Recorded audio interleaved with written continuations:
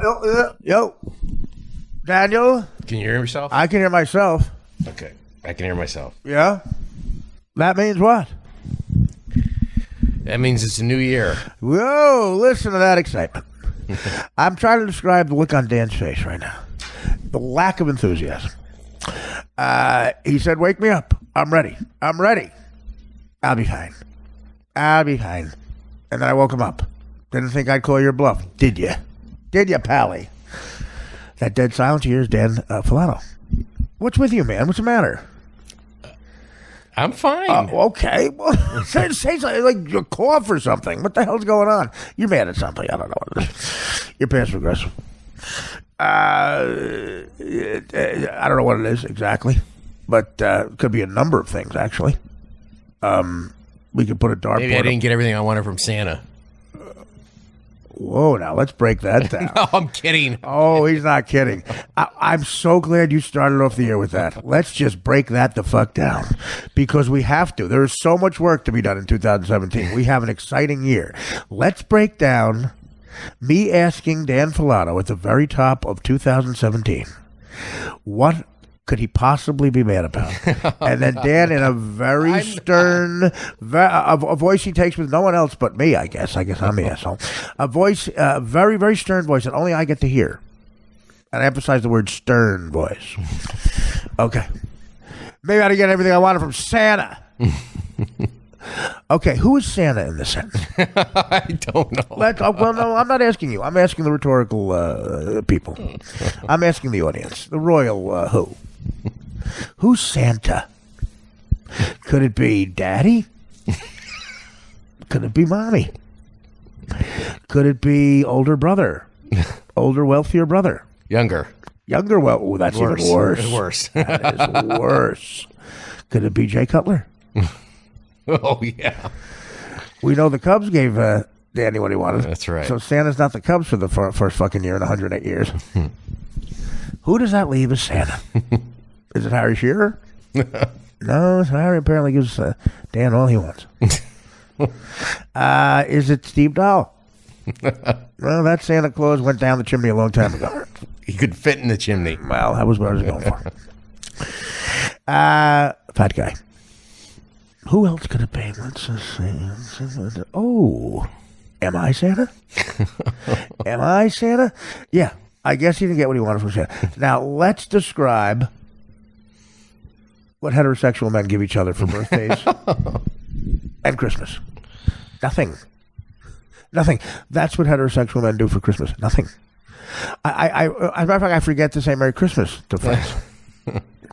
To women, you have to, because they get mad. My birthday. Birthdays are for women and children. Okay, I agree. That's who acknowledges birthdays. Oh no, you don't agree because I get the passive aggressive Christmas and birthday gift every year. Here's something I got for you. I don't know. Yeah, I just you have the birthday a week after mine. Yeah, right. Well, this is just something for you. Remember my birthday was last week.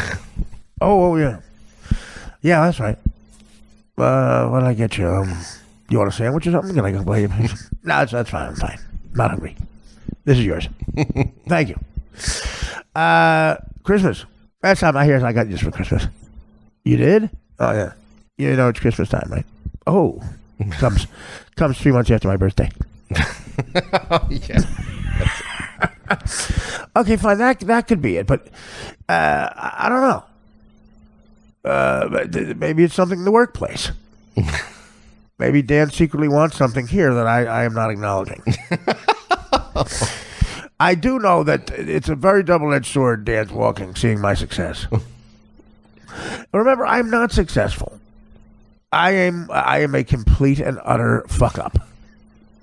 There's if you look at my life, there's one. If you threw some sort of infrared light on my life, and the light, it only gets light where it's not shit. One spot would show up where it's not covered in shit. And that spot would be, I guess, the ability to get laughs, to make fun, to goof around. That's it. Everything else is shit. The ability to take care of myself, the ability to eat properly, the ability to stay in shape, the ability not to do drugs, the ability not to gamble, the ability not to have a felony record, the ability to do well with money, the ability to pick up broads, the ability not to pick up broads, or the right broads, the ability to keep a woman after you get them, the ability to be a good son, a good brother, a good friend, a good podcast employer. Everything. That would be bright red. Yeah, bright red. No, the other way. It would all be covered in shit, except for that one area. Now, but here's the thing about that one area. For some, and this is hitting the lottery, that pays well in this country. That one area is better than being non-shit in all the other areas. Because the other areas, anyone can be good at. The only thing I'm good at is rare. It's only me and Dane Cook. Oh, look at Dane Cook. His comedy not my cup of tea, but somebody laughs at it. I've yet to meet somebody. But no, honestly, some people laugh at it. He takes the shirt off and does the dinosaur. You try following that on a Tuesday night at Dublin's on the Sunset Strip in the late 90s. He owned that room. Apparently, In Sync was a young group at the time, and I go up there at 1 o'clock in the morning. They say you can't follow Dane Cook. He owns this room, and I go, yeah. I'm like, fuck it. I was always up to that challenge. I'll try it. I'll try. I followed Dice at Pips in Brooklyn once. That's right. No one remembers it. I did a little bit too much coke in the room above. It's a piece of advice for comedians. If you're going to follow Andrew Dice Clay at Pips in Brooklyn, don't do too much below in the room above Pips. Yeah. So here's what I had to follow. In sync, like a 21-year-old Justin Timberlake. He was a nobody at that time, except the kid from In Sync. Yelling out In Sync. They were all in sync and yelling out Dane Cook. By the way, very impressive. In Sync was chanting Dane Cook in sync. Dane Cook, Dane Cook, Dane Cook. They even had a little dance to it. It was so entertaining. Some people are just born with it. And there was a real creepy fat guy there, Lou Pearlman, who, by the way, blew me. Just kidding, he's dead now. He died from the prison flu. Oh, God.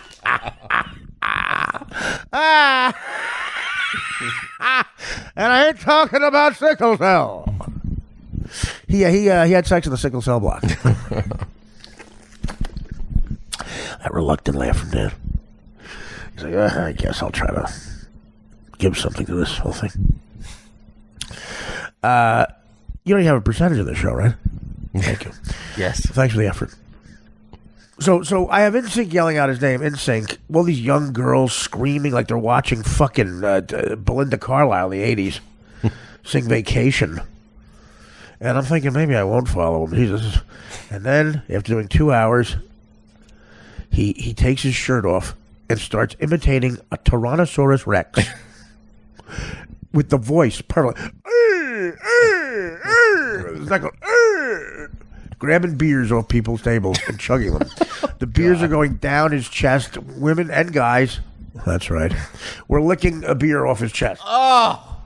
And he's going, This is 2 hours of him like throwing his own feces at the fucking people, like a gorilla at the audience. In Sync's going crazy. Oh, God. Especially Lance Bass. Was he In Sync or the other one? He was In Sync, right? Yeah. He was In Sync. Yeah. I think so, yeah. You definitely know. Throw out some gay bait there. By the way, there weren't enough seats in the booth for In Sync. So Lance Bass sat on Lou Pearlman. Oh, God. Hi, Lance. It's Lou. Listen, this always happens. I know, not enough seats again, but you could use my face.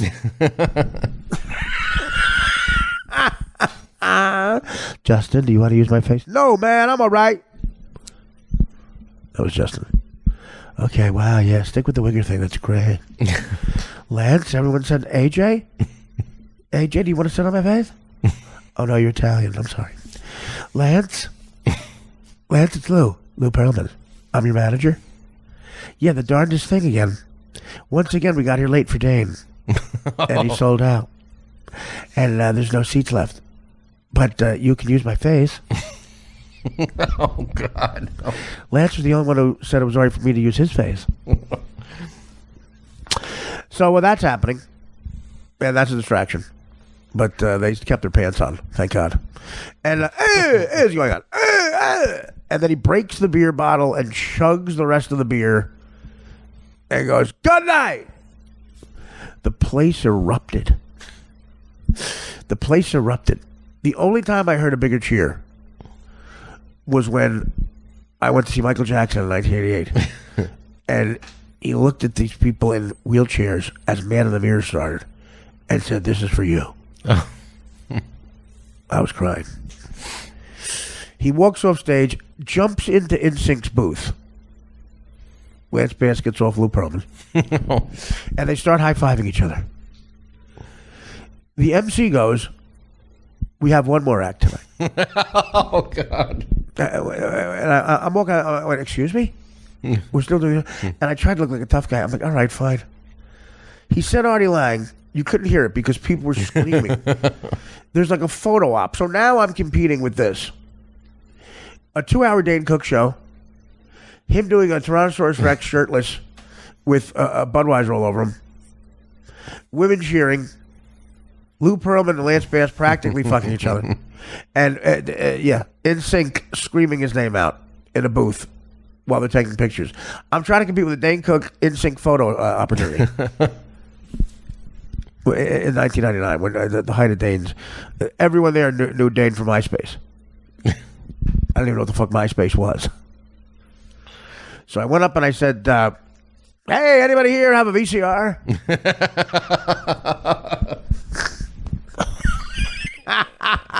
Hey, God, anybody here ever sit in traffic on the 405? Boy, that's a bitch. I tried to do the Gene Garofalo joke of rolling your eyes. Ginny Garofalo wrote that punchline, by the way. She rolled her eyes. She would say, the movie Speed, that's plausible. Then she'd roll her eyes. Thinking something smarter than all of us. And executives all over would go, God, she's thinking something so smart. Should we ask her? No. What are you, an asshole?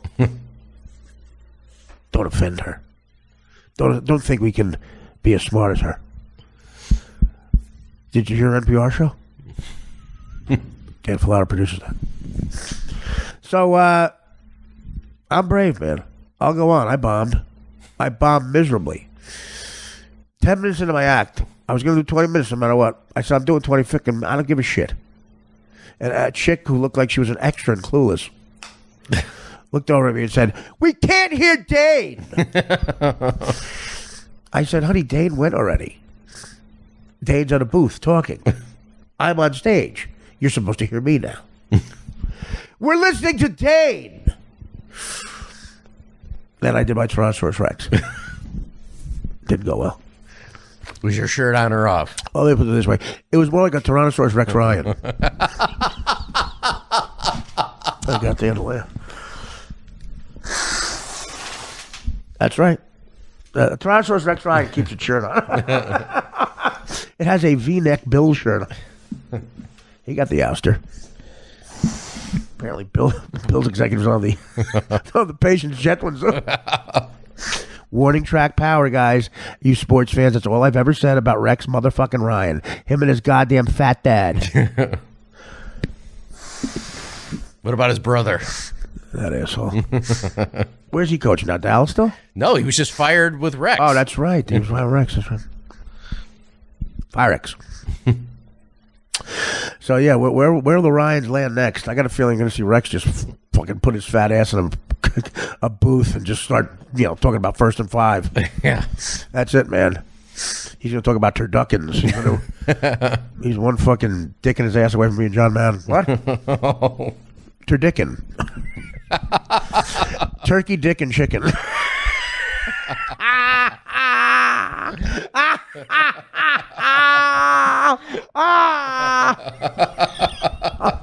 Now, turdickin, here's a turdickin. Come on in here, man. Yeah, I take this all over the place. I'm afraid to fly. Yeah, I know. Yeah, I'm afraid to fly. I like flight attendants on the ground. What? Yeah, here's the thing. Turkey, dick, and chicken. What was the middle thing? Duck? Yeah, duck, dick, what? Turdicken. It's John. Turdicken. John, it's Pat Summerall. What's a turdicken? I've had a couple. 2nd and 5. Coming up, John Madden describes a turdicken. Turkey. She wrote. Dick. Does that say duck or is that a typo? That says dick. All right. Dick. And chicken. Turdicken. So let's get back to who Santa is. No, God. We almost have to play that back, but of course we don't have the technology. But maybe I can get anything more from Santa. Well, was Santa supposed to deliver a Hillary a win? Yeah. I think that's it. Remember, Dan is a secret, very, very left-winger. NPR, okay. The other day I came home from doing comedy, New Year's Eve, and I shared with Dan because it affects him, something about the career here. Dan, you now work for a factory. We both work in a factory. The product of this factory is me. Working in the factory. Right, exactly. It's Bruce Springsteen's song Factory. But, so the word factory is not in that song. The work. The word factory never appears in that song. Oh, wow. I never knew that. That's right. Apparently you don't listen to the songs. That's why Chicago guy can never be as good as a Springsteen fan. Bruce doing Mark Maron show. How come Bruce should do my show? I talked to Mark Maron a lot in the early 90s when I got to know him. And man, you couldn't shut him up about Bruce Springsteen. Yep. Boy, when I first met Mark, I remember we were both wearing black lugs boots. Yeah. We both had John Lennon glasses on. Nice goatee. Now, Mark, I've always said this about Mark. I've always thought he was hilarious. I was always one of those guys that, people thought, oh, Artie's like this blue-collar guy, probably hates Mark Maron. No way. I would get mad when people, the blue-collar comedy community, it was me and Florentine. We would say, people would say, you probably don't like, I don't know, Mark Maron is... Here's the difference. Mark would not just say William Faulkner for no reason. He had bits with William Faulkner. But here's the thing. They were funny jokes. He's a great, great joke writer. He really is. Great joke writer. And that's the difference. You don't just say shit. Well, no matter what comedy you do, you got to have the jokes. I think Jeanine Garofalo is a very good actress. I've always said that. She runs away with Mystery Men. We were doing press for Mystery Men, and some people said it didn't make a lot of money. It was directed by the guy who did those Chihuahua Taco Bell commercials, Kinka Usher. Nice guy. No relation to Usher, the black guy, the singer. White guy, Kinka Usher. And he lost $70 million for Universal, his first movie, Mystery Man. So you don't get another chance. No.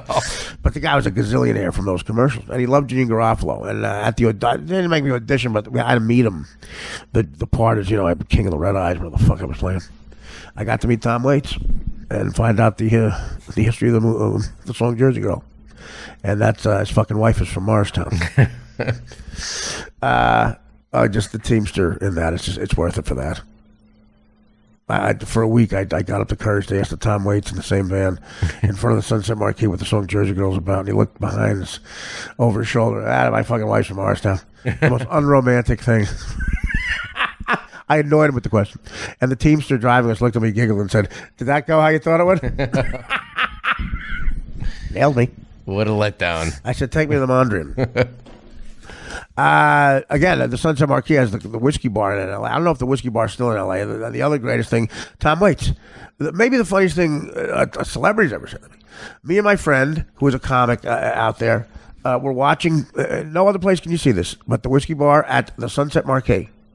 Julian Lennon trying to pick up a girl who was stunning, by the way, under a picture of John Lennon.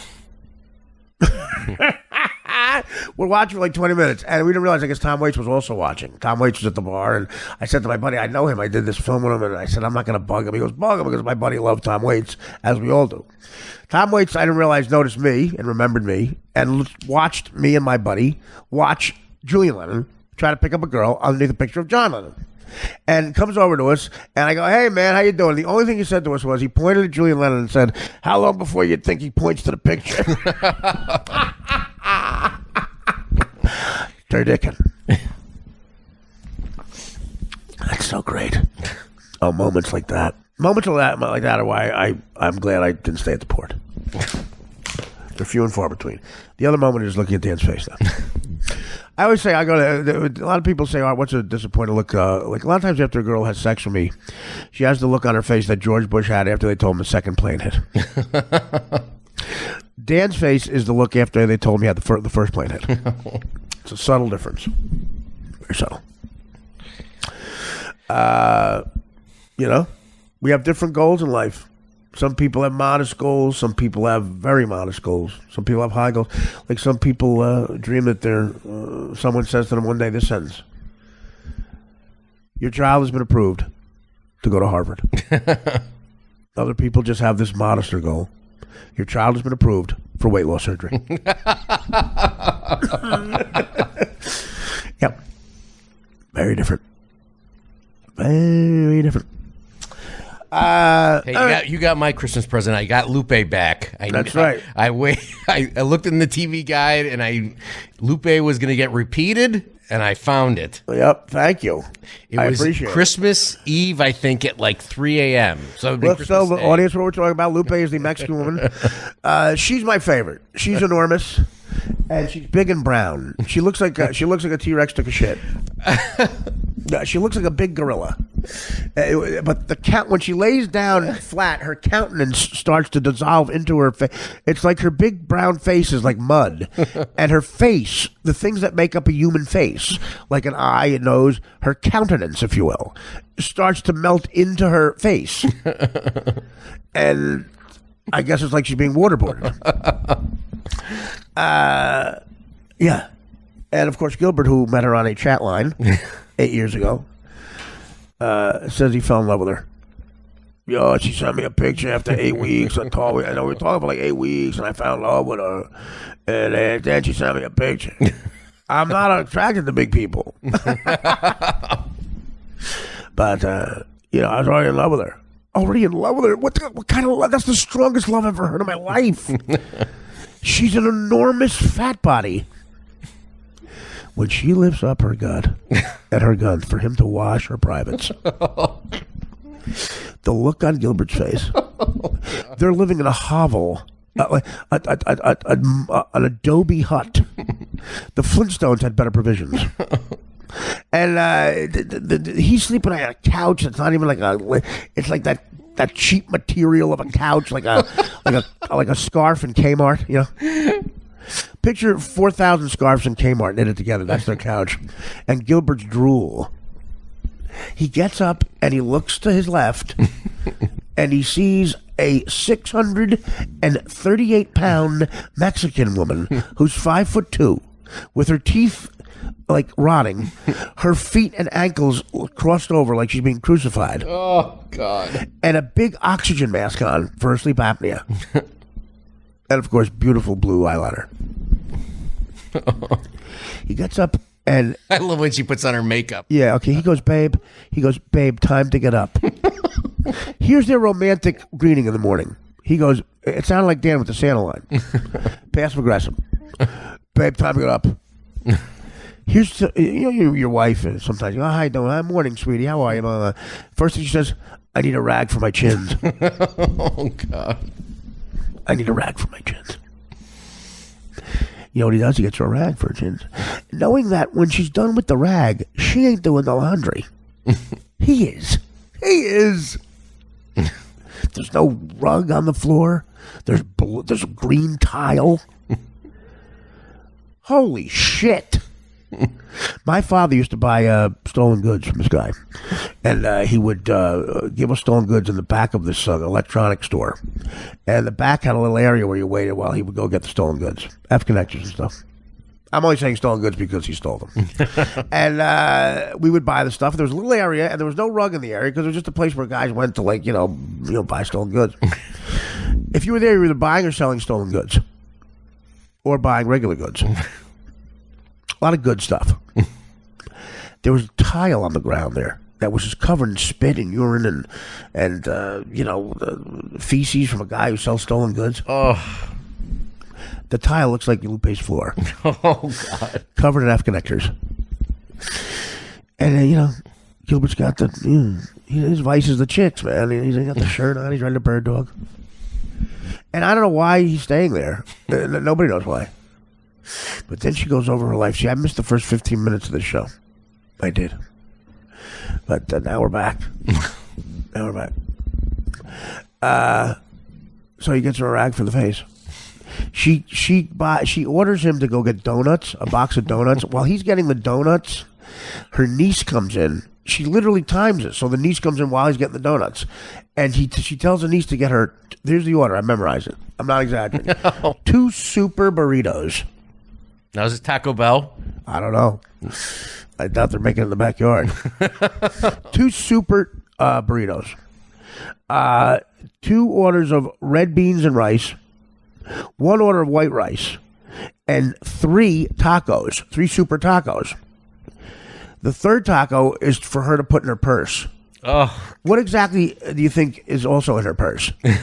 Where's she going? What the fuck? She puts the taco in her purse. And she's narrating like Goodfellas. She's like, I put, my father knew what went on at that newsstand. No. I put another taco in my purse to hide from Gilbert. So when he's not looking, I eat a third one. And I feel guilty because he just wants to be, someone who cares for me. So Gilbert comes back. She's got the taco in her purse. She begins to, the word is shoveling. She begins to shovel food in her mouth. She's got the biggest upper arms I've ever seen. That's true. Oh, when she tries to do like jumping jacks, her upper arms create an eclipse in San Bernardino. Fat just dripping. There was a woman in the old neighborhood in Newark. She sold tripe on the street. Oh, yeah, we had that in Chicago. Yeah, cow guts. Yes. Cow, the stomach of a cow. The most fattening thing on the planet. My grandmother had a recipe for tripe, too. Tripe, they call it. A tripe. Yeah. A tripe. Tripe. This woman at 6 a.m., she would wake you up sometimes. Go, a tripe! A tripe! Hey, a tripe! What do you got today? A tripe! Every once in a while, someone yells something at the time. A tripe! It's not a mangione. It's $6. $6.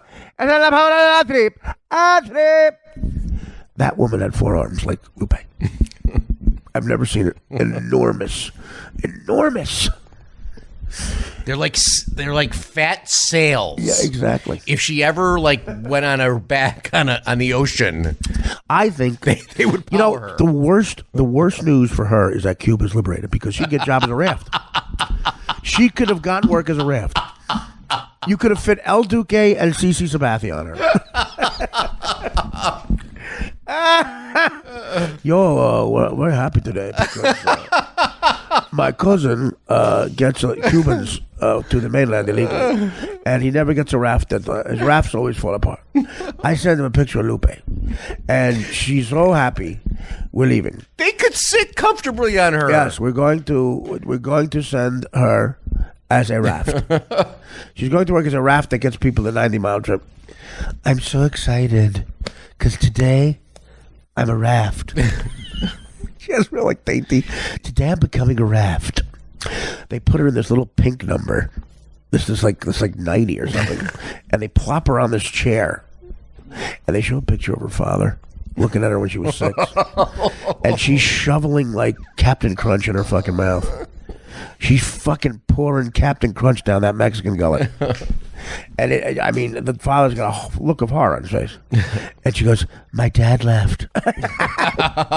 Yeah, no kidding. Exit stage, Mexico. Get the fuck out of here. Then my mother got real depressed one time when she was looking at me and my sister in the tub. The mother starts dealing drugs and doing drugs. She's depressed. Gets arrested, goes to prison. gets out of prison, and leaves. We're talking about the most depressing life. I feel bad for the most depressing life a human's ever had. Yeah, I guess there's a God. Her ass is so flat from sitting. And Gilbert does have that look on his face, like when they told Bush about the second plane. I don't know what to tell you. Gilbert doesn't look like he's staying much longer. He doesn't. Guys, he just doesn't. She develops a bed sore. Huge. Oh. And doctor now outs and sees the bed sore and goes, this is very bad. This is very bad. Lupe has just broken the toilet in the hallway. 7 men had to come on a fire truck. And it's very bad. This is my patient. I tell you, you're not doing what you're supposed to do. What, doctor? How do I comply? Well, here.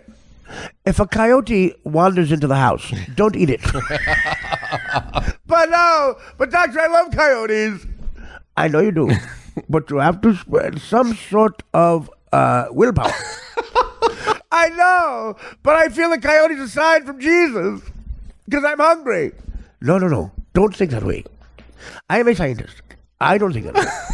A coyote is a coyote. A human being is not supposed to eat it. How do you eat it? I've developed a system where I can lure the coyote into my enclosure. Really? Yes, I've done it from trying.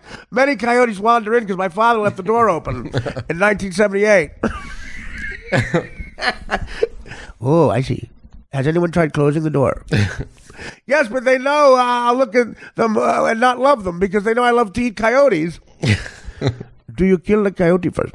No, I can't. I'm like a boa constrictor. I have to eat it alive, or I have to watch it be killed by somebody. And who else? Gilbert kills it. Gilbert, did you learn to kill a coyote? Yeah, she yells at me. You know you're killing her. Yeah, but how do you kill a coyote? I had to learn online. But it's easier for me just to eat the coyote alive. How do you do this? I start with the ear. I'm knowing it. When do you take the life of the coyote? When I get into its neck. Oh, I see. Oh. Do you put any toppings on it? Just cheese. Who put the cheese on there? Gilbert. We have special coyote cheese. Gilbert, you put the coyote Chihuahua cheese. We had the Chihuahua cheese. Who gets a Chihuahua cheese? Well, we have a lot of Chihuahua cheese left over. Why? Because she ate the Chihuahua. You eat the doggy? You eat the little doggy? I ate the doggy, yes. Why? I thought it was a sign from Jesus. What does a coyote look like when you defecate? Sometimes the full face comes out. Listen, this is very bad. Okay, so what do we learn here? Don't eat the coyote. Tell the coyote to leave the house. But then I know someone else will eat it, and I hate that. I get very jealous. I'm a jealous eater. What do you mean you're a jealous eater? I get jealous if someone eats something that... I get jealous if someone else in the world is eating. Yeah, Doc, I've seen it, yeah. Like when I eat, if she's not eating, yeah. Oh, she gets mad. And she lures me over and she punches me. She broke 2 of my ribs. This is very bad.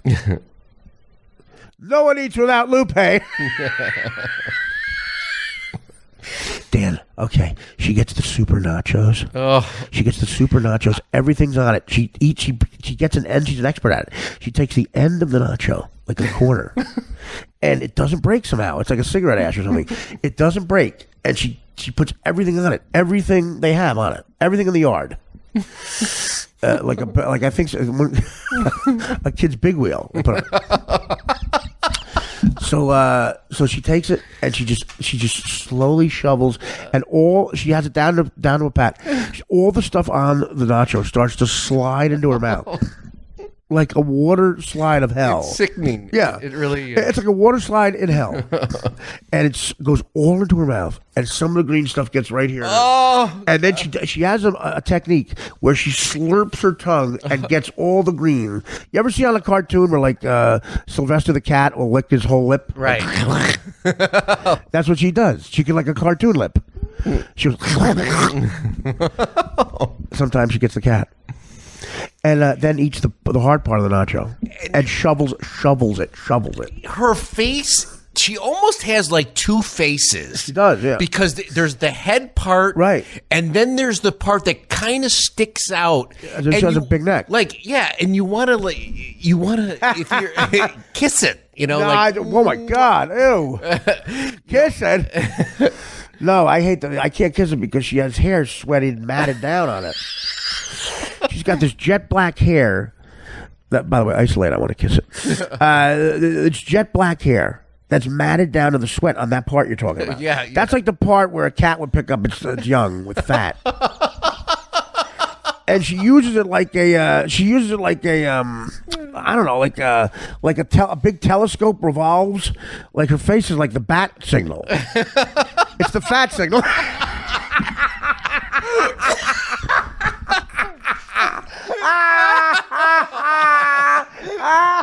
See, we're done with podcasting. It's the fat signal. No, that's it. Literally, when Batman has the bat signal, the bat signal is like the countenance, like the eyes, and it's on this big thing that revolves and rotates, and that's the neck. Yeah. That's her neck. She can look up like this and send a fat signal. Like Gilbert's like 10 miles away, and he goes, "Wait a minute." There's the fat signal. I gotta go get somebody's hungry. I gotta get somebody's hungry. Pick up the red phone. Pick up the red bean and rice phone. Oh, that's hilarious. I have to send that the fat signal. She looks up and Gilbert's bird dog in a check. Gilbert's 10 miles back going, "Yo, I told you, man, my wife is... we could go there right now and fuck on top of her, man." It's like nothing. I just got to shovel shit into her, man. Her blood sugar today was 680, so she's going to die soon. That's it. She wakes up, her blood sugar's 423. And by the way, I'm diabetic. Normal is 90. 423. Okay, that is higher than the highest batting average Ty Cobb ever had, right? Yes, 420, I think. Yeah, it's 424. Maybe, I don't know. I got Napa Joy for sure. I got to take a look. Mics are hot. Mics are hot. I remember. Like I say, I remember meeting Jennifer Aniston in the Hollywood Hills at my friend's house at a party, first year of friends.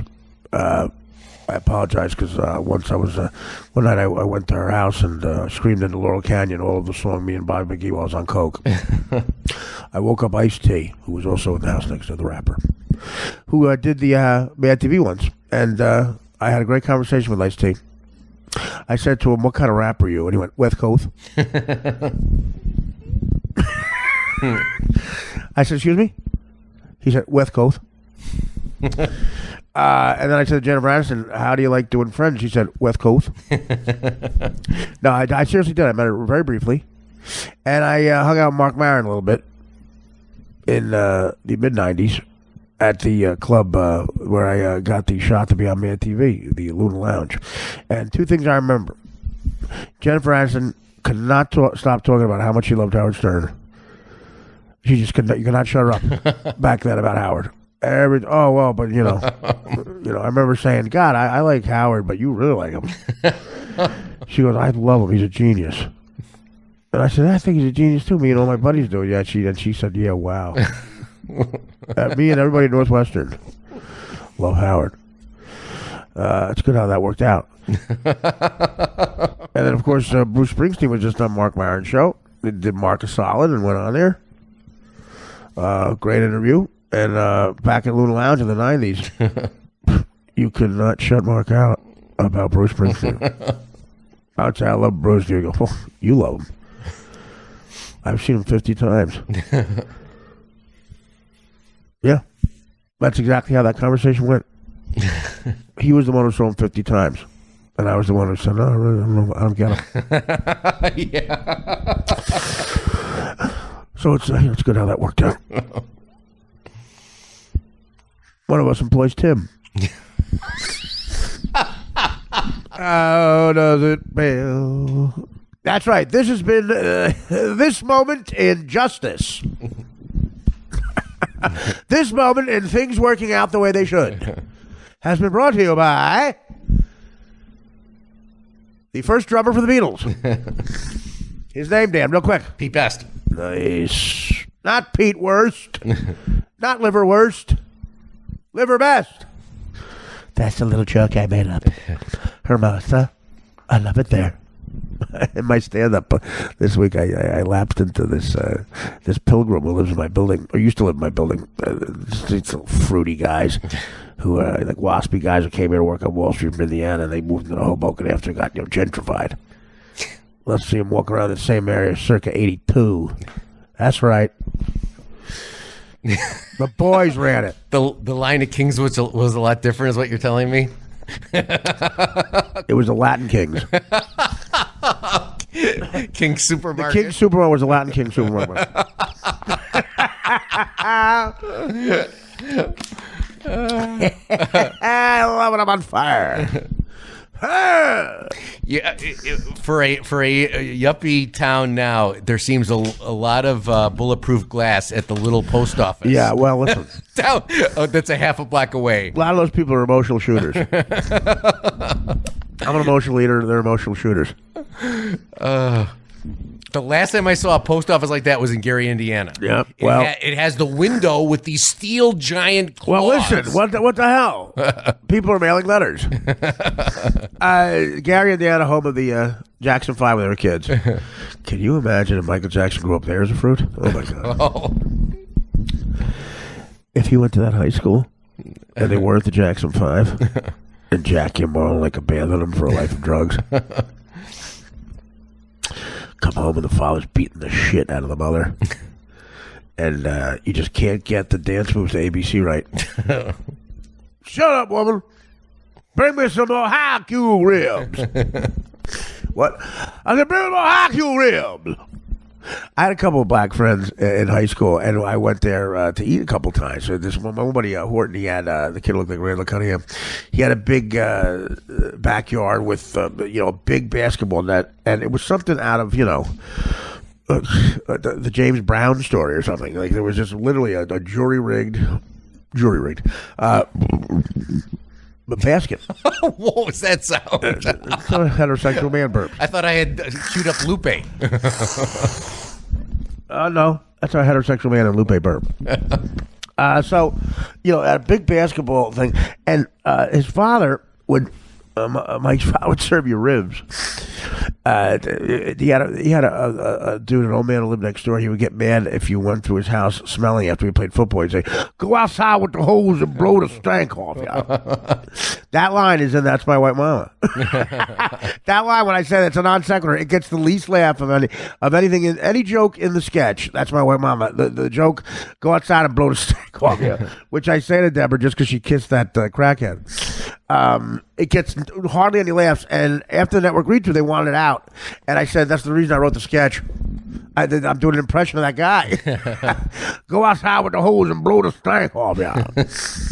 He would feed us ribs with his hand, like he would like a big bowl, like he was giving you a bunch of sand for a sandcastle. He would go to the ribs with the gravy and just like unbelievable. Great ribs.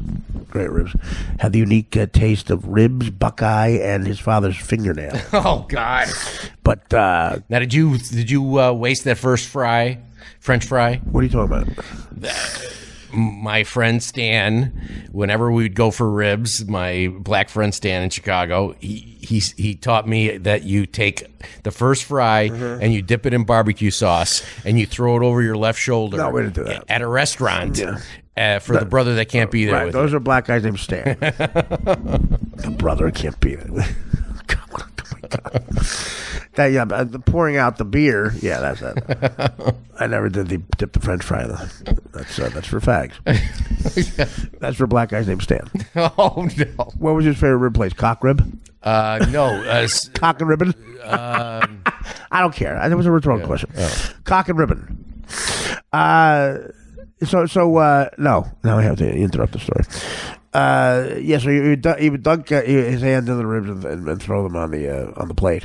Ugh. And I don't even remember why I was telling the story now. Thanks, man. Jesus. Don't ever tell a story. Don't ever interrupt me. Ever. Ever. The dipping of the fry. Oh, man. Well, this is just a terrible start. I'd rather have someone do the Tyrannosaurus Rex. There's no way that's true, first of all. You're trying to be funny. No, it was a true. No, that happened. I stand alive. I hope real blacks killed him. Oh, Jesus. You know what I mean? I do. He's very much alive. Yeah? Shit. They missed him, huh? 738 murders? 80% black kids. Something has to happen over there. Less than half of 1% are cops shooting people. Way to focus on the problem. When people don't understand the politics, I'm watching these guys talk about the gun violence between gangs. Don't they get that these gangs just don't even care they're talking? They don't care about them. They don't know about them. They don't want to know about them. It's about dope and money. That's it. They don't give a fuck about any discussion on Fox, CNN, this, that, the other thing. Rahm Emanuel, Donald Trump, they don't care. Their world is they get up. That guy has what I want. I'm going to kill him. That's it. Game over. Game over.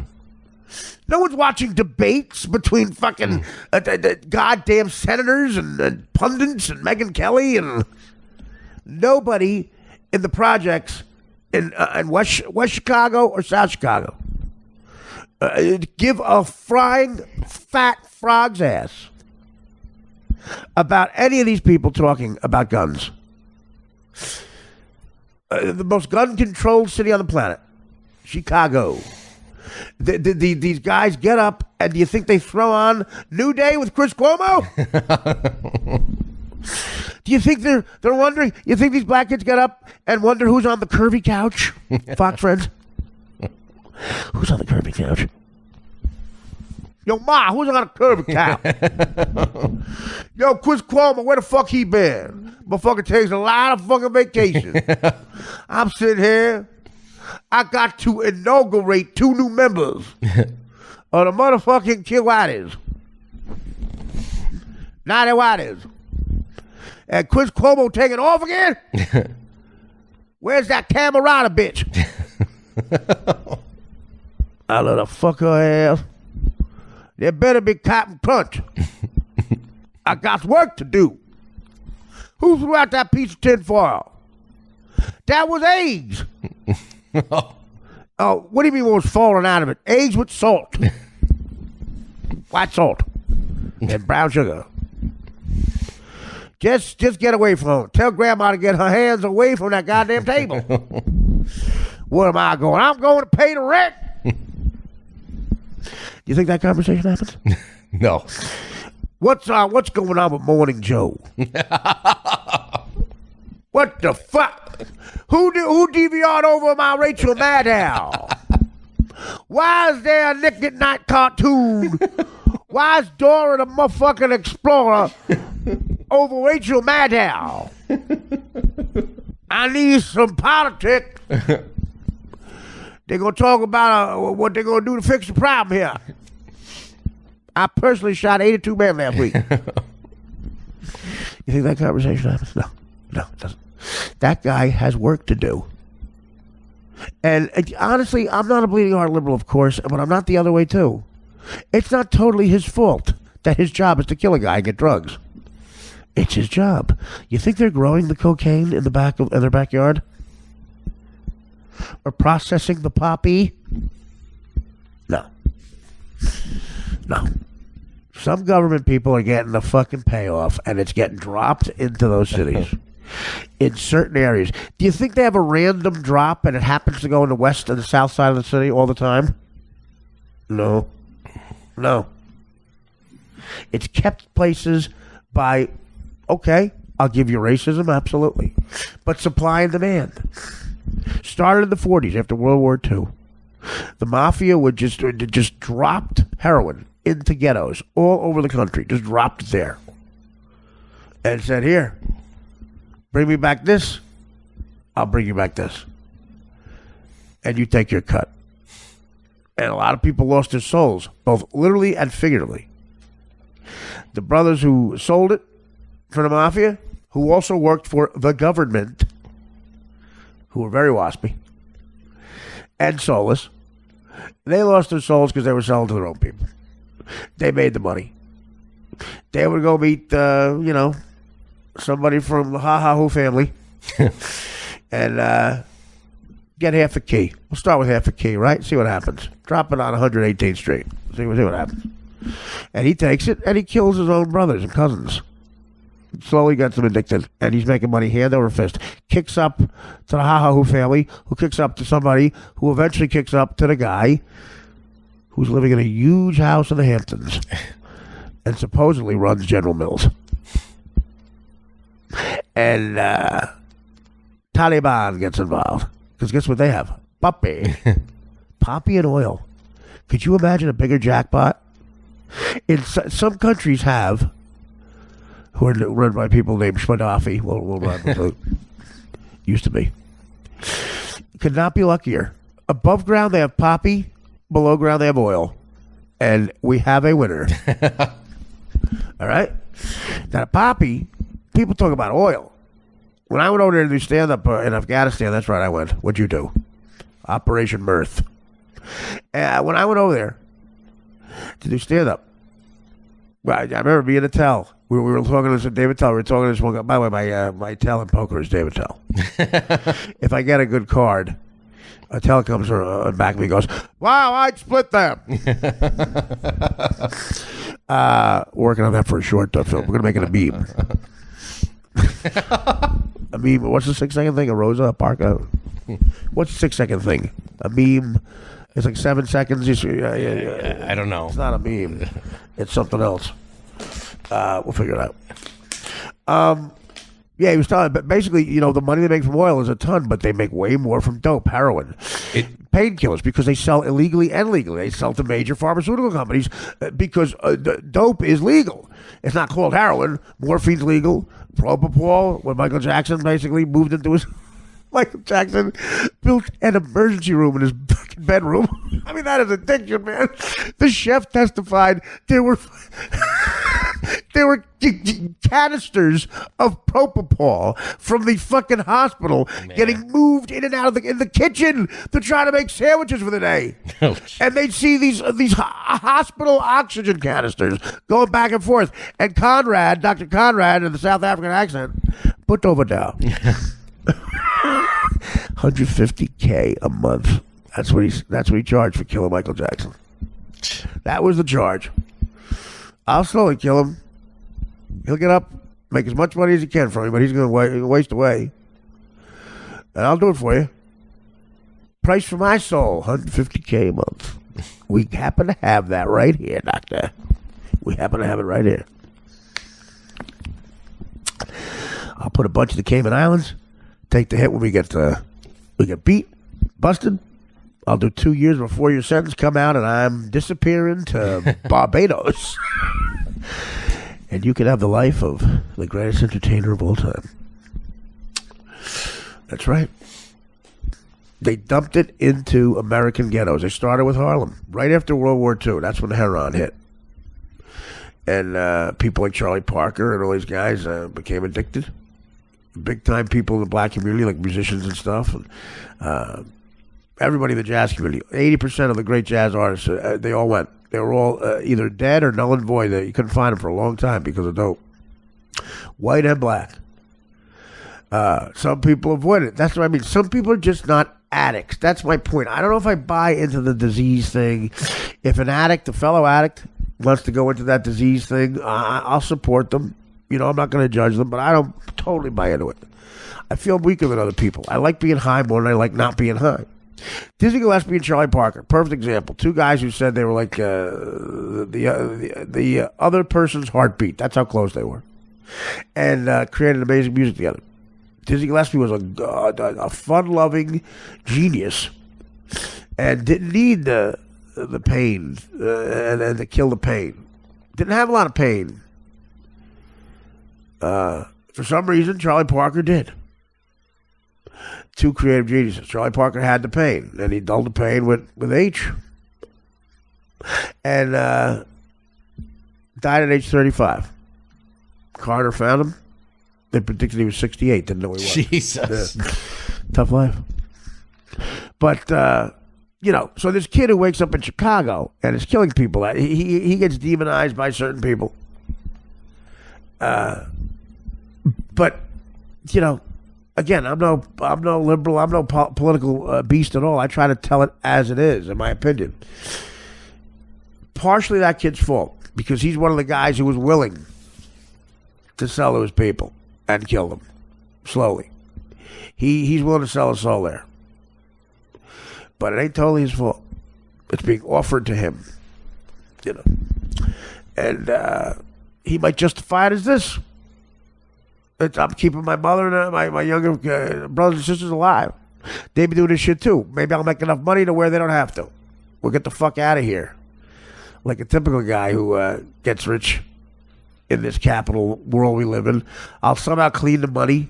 See, a guy like that has to get the connections that the people above him have. You know how to, you got to clean the money. You got to launder it. Otherwise that's how you get caught. Guys in that lower level get caught. They don't have the connections to keep going. To operate crime on that level, you're talking about kids they might be making $60,000 a day. People in the neighborhood get suspicious if you're the only one on your block with a Testarossa. El Hermosa. So, you can't chirp it up. You'll get caught. And that's, of course, what the people above that guy in the business want. They don't care about him.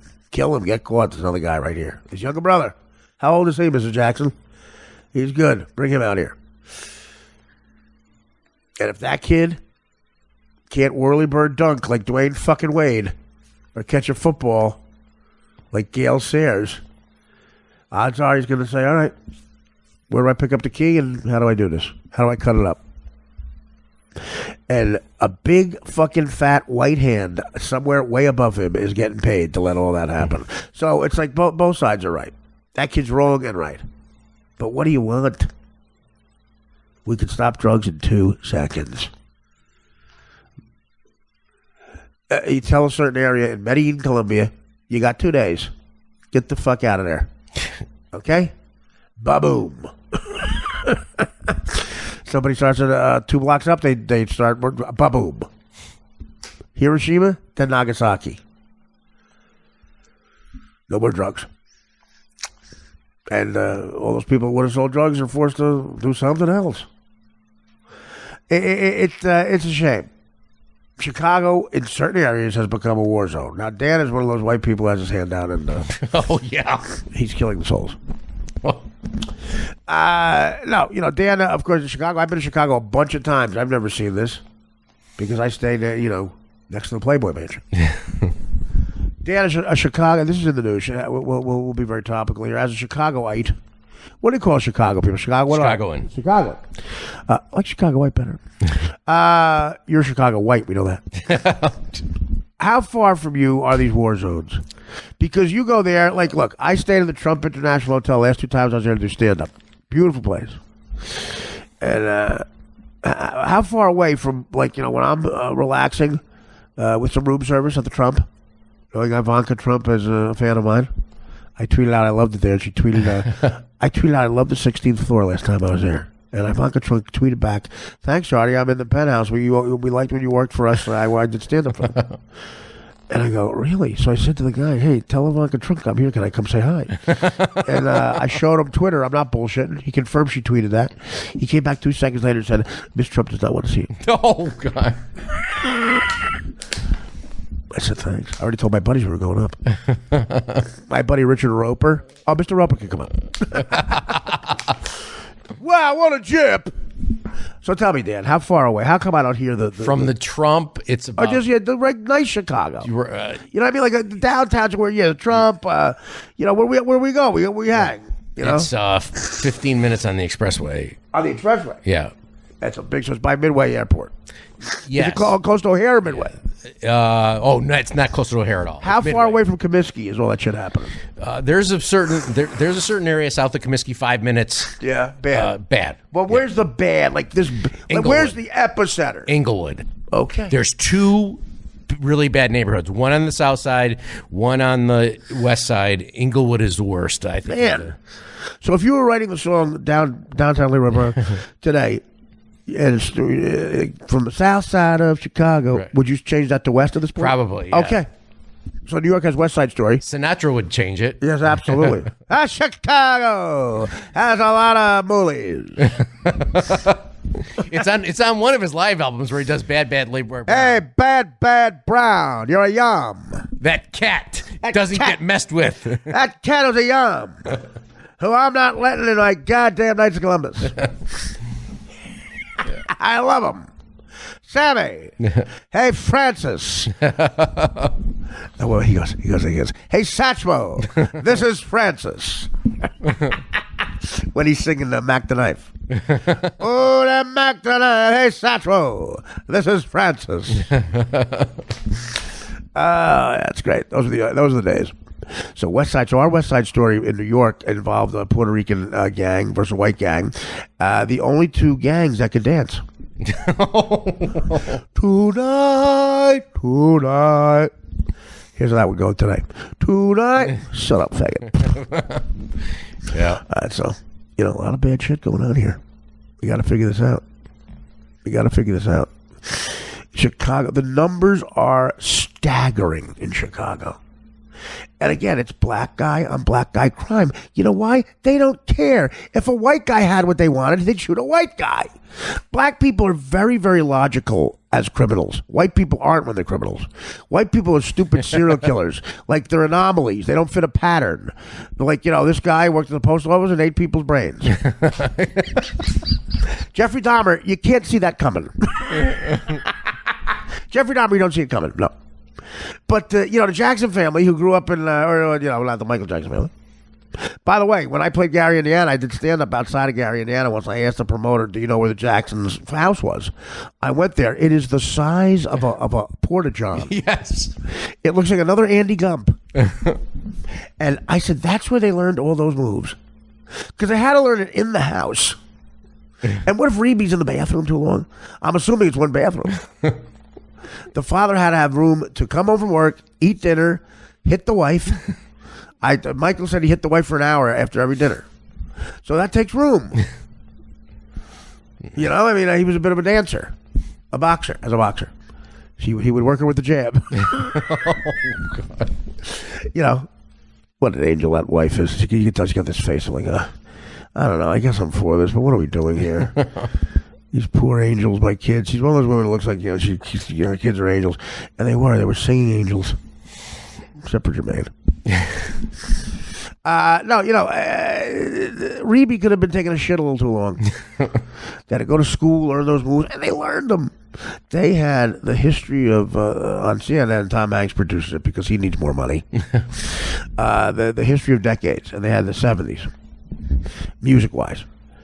They show Michael Jackson debuting the dance move, The Robot, who the second best person at it is David Spade, by the way. Wow. Does it to pick up chicks. No. Okay. The moonwalk, unbelievable. The Robot, he debuted on Soul Train. Man, you are unbelievable with that move. I'm John Cornelius. The two guys with the direct opposite voice boxes, Michael Jackson and Don Cornelius on Soul Train. Hi, Don.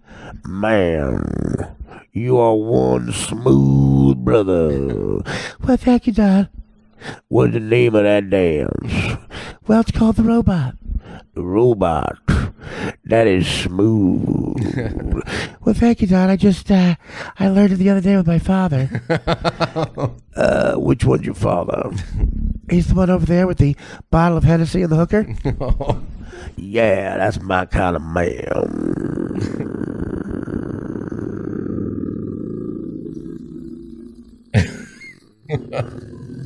Don?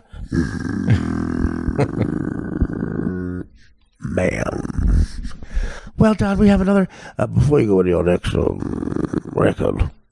Before you go to your next record, let me see that robot again. That is hot. My woman wants to see it. Get over here, honey. Get over here. Sorry, she don't listen too good. I'll fix that later. Get over here, Marie. She's doing embarrassing me for a taxi. Get over here. I'm sorry. This is my woman. Hi. What are you looking at him for? Don't be looking at Jackie. Don't be looking at Jackie. What you looking at Jackie for? Jackie, what's your problem? Shut your ass. I'll kick you the fuck out of here. Nobody needs you dancing, kicking in the back. It's all Michael. I'll make this bitch the Jackson 4 before you can say licking is split. Michael, do the robot for my bitch. This is we know what it is. Just do it. The Michael Jackson robot thing is astonishing that someone was that talented, that someone had that kind of rhythm. And a gay black guy. It makes sense. He has the two things on the resume. Because gay people are just, they just move around smoother. Except for Dan. You're the only gay guy that has no moves. Yeah, I'll tell you, man. Did Don Cody, let me tell you something. This kid, Michael Jackson, you pour him into a container and he'll just become whatever shape that container is. He is flimsy, but he uses it. Not like Flimsy Greenberg, who uses his power to troll Mario Bosco. I'm talking about Michael Jackson's flimsy, and he uses it to do the moonwalk. The robot, and gets non-laid. Get my dick wet tonight. Jackie, you want to take a back seat, Jackie? Jackie's a bit of a player. Well, guess what? Not in Don Cornelius' studio. No. Not here. Dick Clark thinks he'll take my life over. Fuck that asshole. Whitey. To Don Cornelius. So crazy. Well, thank you, Donnie. I just wanted to... Hey, what's your voice, Michael? Well, I don't know. I just think... I'm different. You're different. You're the difference. Like Kucha, you're the difference. Yeah, me and Ash and Kutcher were the difference. I'm different. He's the difference. Now, what is the difference? I'm serious. Oh, I don't know. He wouldn't tell me. But I'm different than my brothers. It was his. Well, they have sex with women, and that is a big difference. Does your daddy know about this difference? No, I haven't got a chance to tell him yet. Why? His face is always buried in pussy. Oh, okay. Sounds like me. When I'm not here, my face is usually buried in pussy. Where's your father now? He was just in the front row. The hooker's still there. Yeah. Oh, well, he's probably in her pussy. Oh, yeah. I'm sorry. Well, let's get back to Michael's new ABCs.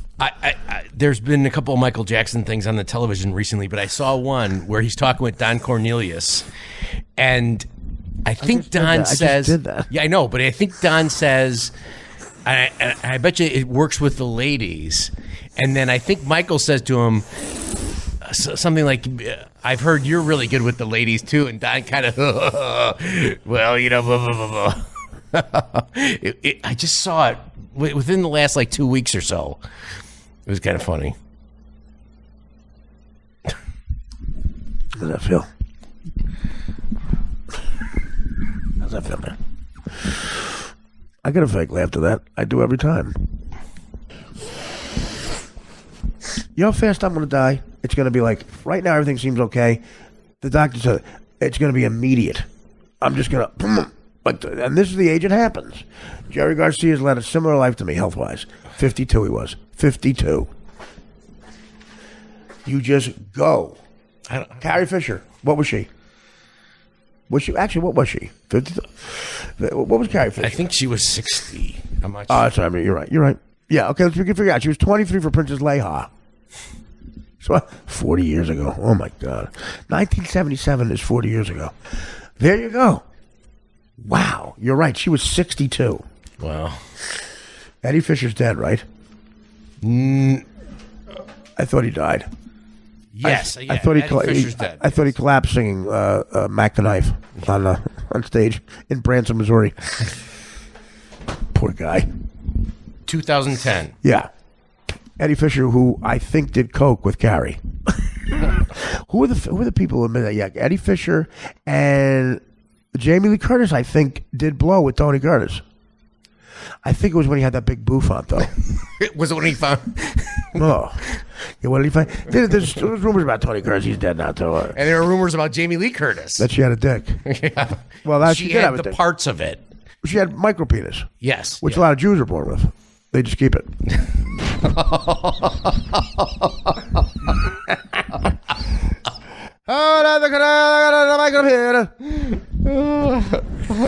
Yeah. Well, she was born with a cock. Did anyone tell Chris Guest that? No one told Arnold till after True Lies. I did not know this, that she was a filthy homosexual. In Austria, we would have had her killed. In Austria, in the town I come from, much like Sparta, we kill the people who are the not perfect people. That was Mexican, or a little bit of a brogue. Some of Arnold. Listen, how's I doing? Arnold, we kill the people who are not perfect. Like Sparta, when baby born, we inspected Sparta. Inspected, they held Arnold up to the moon, and they hey, well, you perfect. Bye, you can live. But we don't take micro penis. In 1977, I look in the mirror and I say, one part much bigger than other part. I have to get it to even. And then we make some movie Junior. Danny DeVito called me up and said, we had so much fun and so much success with your twins. And the script was a comedy classic script for you and Jew, what's his name? With the Junos. Name escape me now. Michael escape me. What's his name of the director of Stripes? Levinson? Yeah, who? No. Edward G. Robinson. Oh God. He directs Stripes. He writes Animal House. Yes. Oh Christ. He direct Junior. He direct Junior, Father's Day. He direct. His son is now very big. Reitman. Jason Reitman. Ivan Reitman. Yeah. He was in Shablinka. Ivan Reitman direct. Danny DeVito called me up and said, we have lots of success with your movie Twins. Yeah. So if we have this other movie, Junior, you're going to be in the movie Junior, but I get pregnant and they give us a baby. Your baby is Danny DeVito and your twins. And your twins, they call me up, they say, I'm Reitman. I say, listen, Kindergarten Cop is your greatest comedy ever, and we want you to be more of your comedy.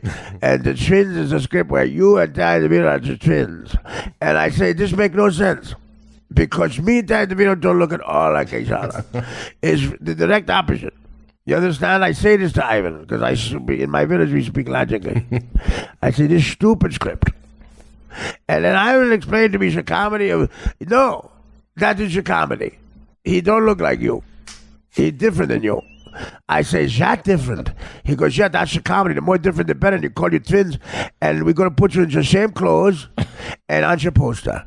You're going to be on your poster with your same clothes as Danny DeVito from Taxi, and above you it's going to say your twins. And then it's going to say direct Ivan Reitman. And I say to him, will your name be below mine? And he say, no. I say, well, let's talk about that with your agent. Do you have your number to your agent? He also Jew. His name, Alan Rifferkonstein Konsolenberg? Hero. Is that your name? Yeah. So you call your agent, you say, Arnold wants two things. He wants the twins to be below his name. And he wants the Jew name below his name. The Italian name should not be on your poster. Danny DeVito is like we call him a kefir. He's like a kefir. You know what kefir is? Yes. Absolutely. Do you love your kefirs? I love the Jews with the kefirs. Together they make big money for me. So now we have huge success. Ivan was so right about the Jews and Shemani. And we make money twins. The twins make me a bunch of money. And I give to the Kennedy family. I give it right to Maria Shriver. And I say, here's all this money. All I want to return is to be governor of California. And I want to fuck our maid. Yes. Yeah. And she said, fine. She said, we have this contract with many people not in the Kennedy family. We'll draw you up a standard contract where you get all what you want. We get money and power, and you fuck whatever they made. My grandpapa have same deal with my grandmama. The only person who could get this contract is my aunt, who was playing with her pussy at the table. Oh, God. Yeah, she go to mental institution. She got shashap. She got shashap. I said, I have shaklap. And we laugh at that. Oh. We laugh so much. I fuck a lot of women before I fuck Maria. But our maid, I don't know. That was some low-hanging fruit. Holy shit, she was, oh my God. She almost kaffer. Oof. Oof is the right. She looked like Junior. She looked like Danny DeVito. Yes. She looked like Rhea Perlman. Oh. I did a movie with Danny DeVito, and my maid looked like Rhea Perlman. I fucked your maid. I think we should do a movie called Twins 2. That's me and Rhea Perlman. And I tell that to Ivan. He goes, makes no sense. I go, I would say why you say to me, that makes sense. That's why it's funny. You stupid Ivan.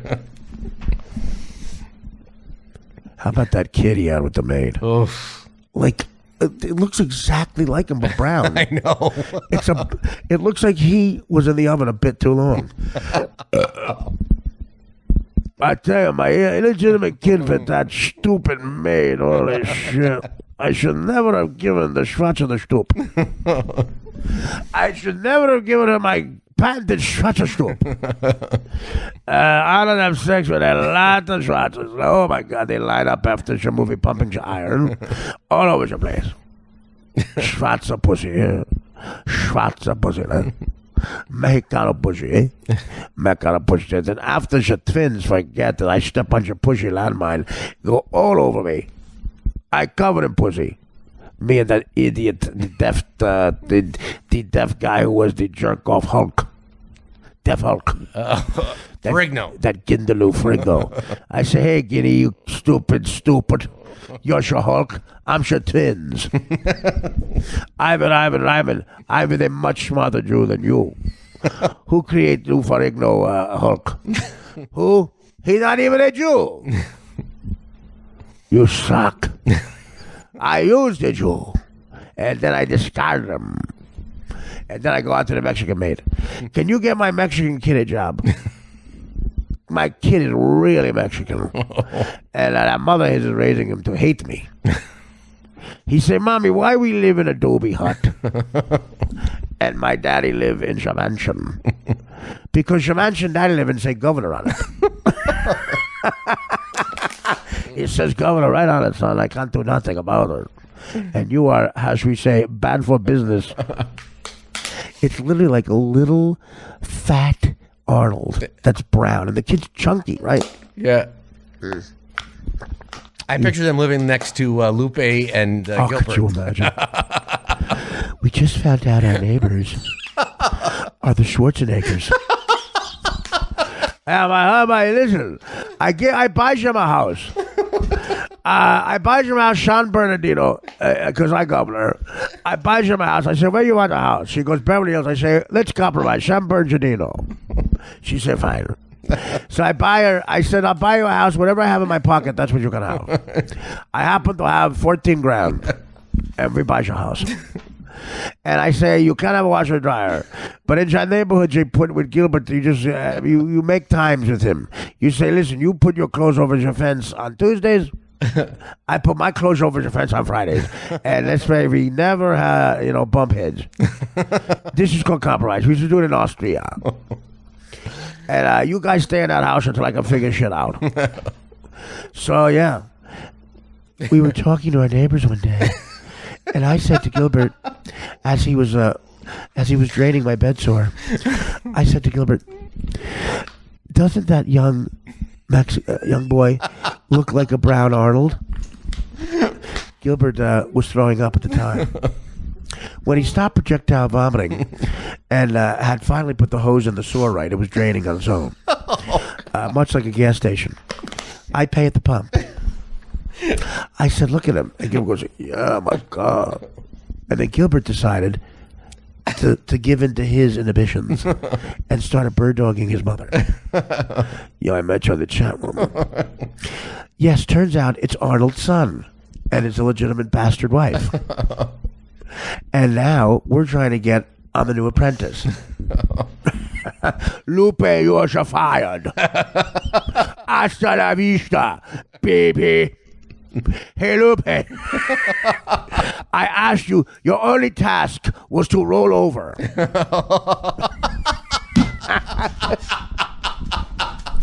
Lupe, you don't even finish your studio. We are taping your Twins promo. And it's got nothing to do with this. Our executive producer is President-elect Trump. Arnold, you hasta la vista. You won't be back. Get it? Consider this a divorce. Get it? I'm doing all the catchphrases. Arnold, I tried to do my task of rolling over. Yeah, what happened? But I rolled over on my side that has the bed sore.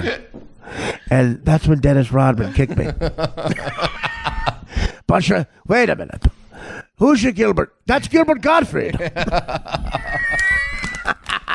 You don't have the regular Gilbert. My regular Gilbert ran away again. Why he ran away? Because I'm an emotional eater. You're 680 pounds.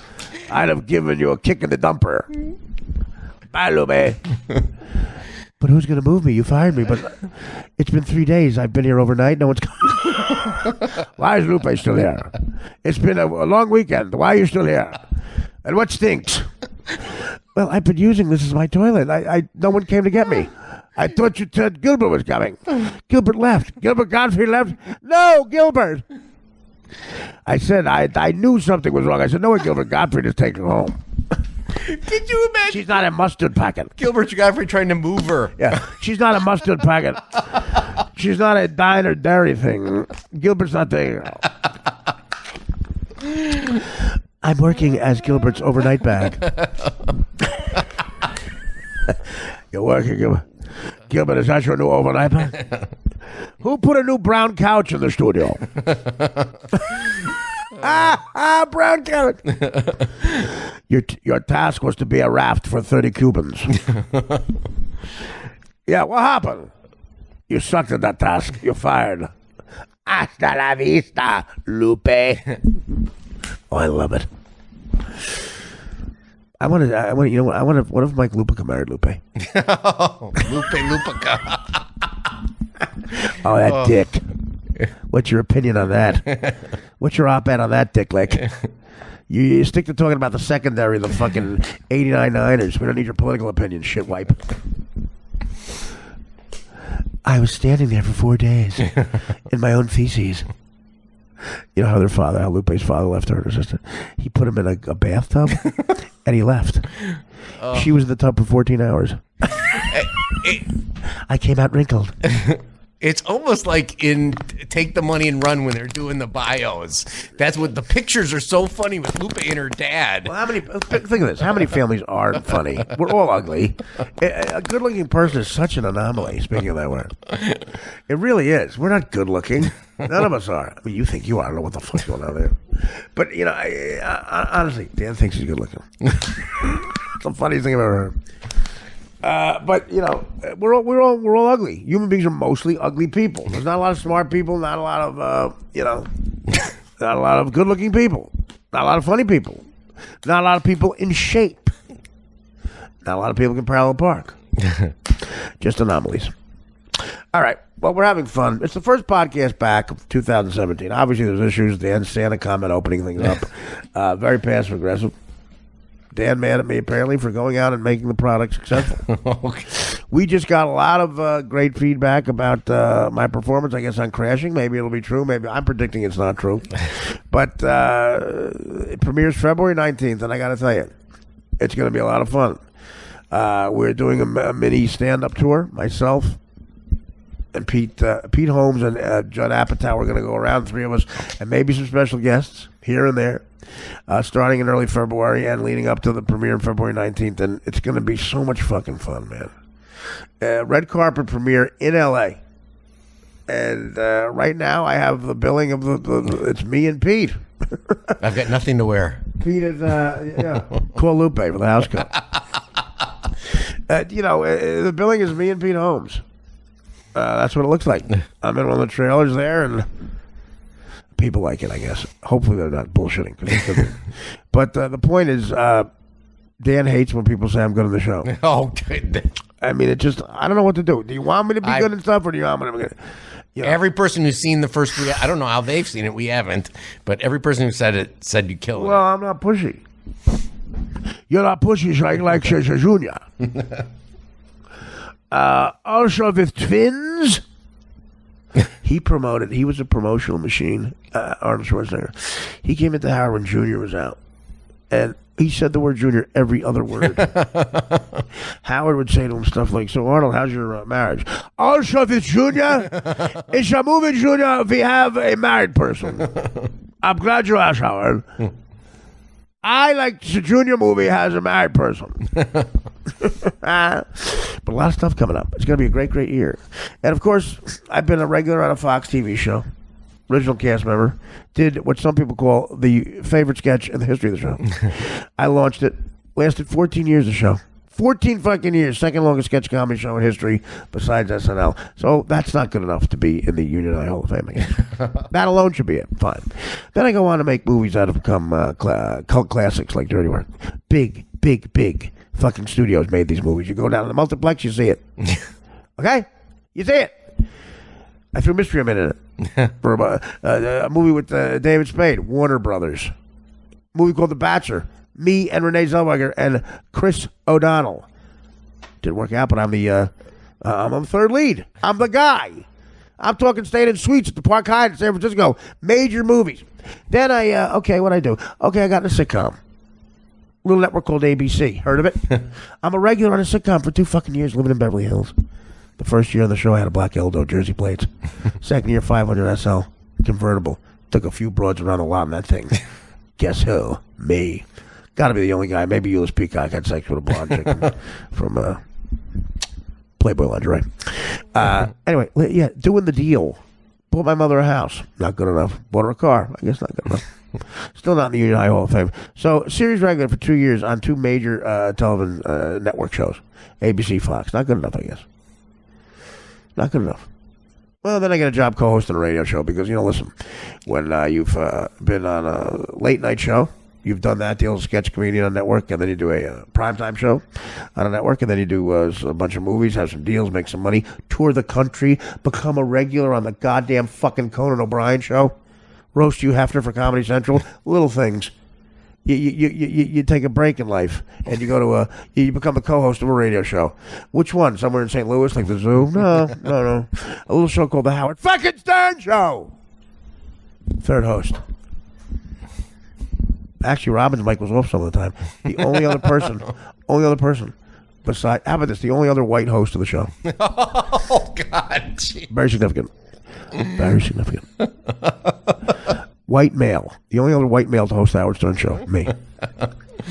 Me. 8.5 years. Still no call. Who'd they put in? Euless Peacock. Lost to Jesse Owens 70 years ago. Guys who were fourth. One guy was fourth string on the Detroit Lions in 1978. Okay? Kid I know, by the way. I knew him. He was a few years older than me, about 4 years older than me. I fell out of a tree, and he carried me home one time. That's true. He said, look at that little monkey. Took me home. Twisted his ankle, ended his career.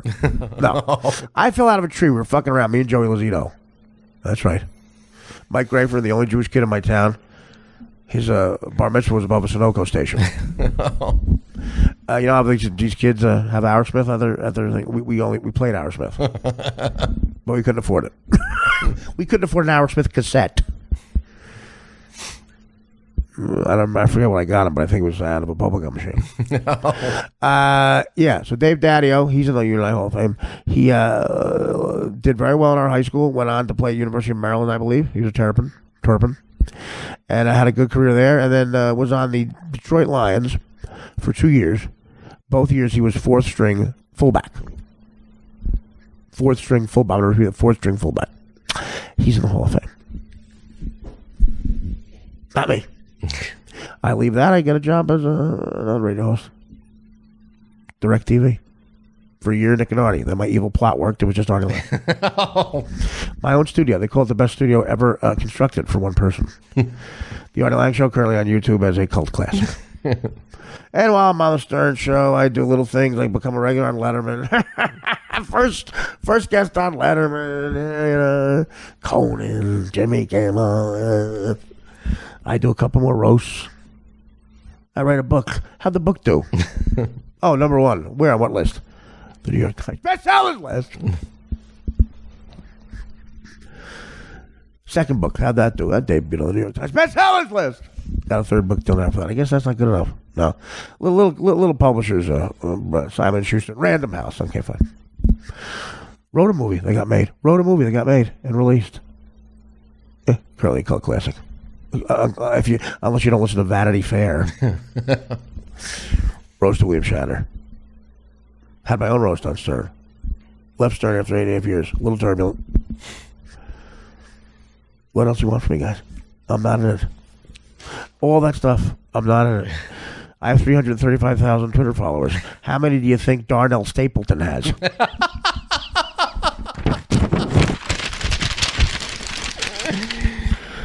Darnell Stapleton. The reason why he's in it says here born 1985. Offensive guard. I met Darnell. He was on my show. A guy who was on my show is in. I'm not in. Got a couple rings with the Steelers. I had 2 best-selling books in the New York Times bestsellers list. Okay? How many do you think Travis Taylor has? I don't know. But he's in. Yep. Okay. I didn't even know this. Well, like I said before, I sold out Carnegie Hall. Sold out Carnegie Hall in 2 hours and 3 minutes. November 9th, 2006. Sold it out. Came on stage to a 5-minute standing ovation. Left stage to a 10-minute standing ovation. Got the entire place to sing happy birthday to my girlfriend. Then broke up with my girlfriend 3 hours later at the after party. I sold out Carnegie Hall, guys, in 2 hours. How long do you think it took Sylvia Pogosky to sign up? She's in. That's right. Yep. Then I sold out Symphony Hall in Boston in 1 hour and 4 minutes. Another record. That's even a record for musicians.